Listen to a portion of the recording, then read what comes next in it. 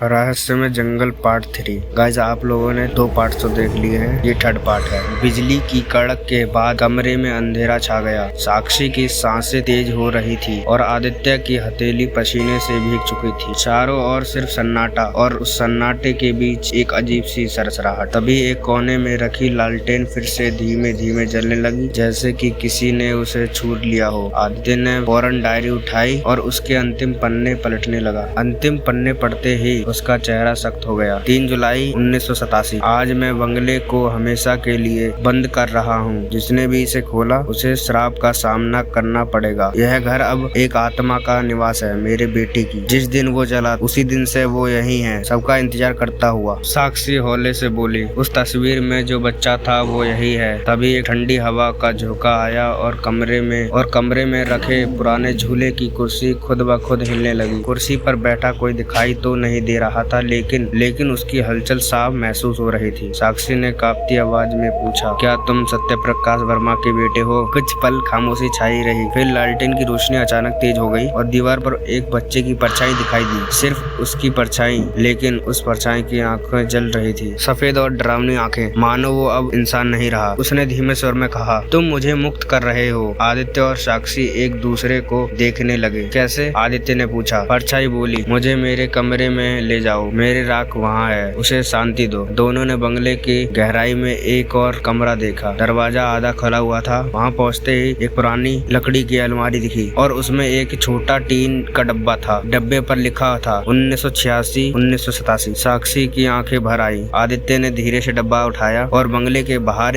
बने एक पुराने मंदिर में उसे रख दिया। जैसे ही उसने दीपक जलाया, हवा का बहाव कम हुआ और सब कुछ शांत हो गया। बंगले से लौटते वक्त दोनों ने एक बार पीछे मुड़कर देखा। बंगले की खिड़कियों में अब रोशनी नहीं थी। एक छाया धीरे धीरे दिखने लगा और पहली बार वहाँ सुकून था। क्या यह सच में अंत है या बंगले के रहस्य अभी बाकी हैं? पार्ट 4 देखें।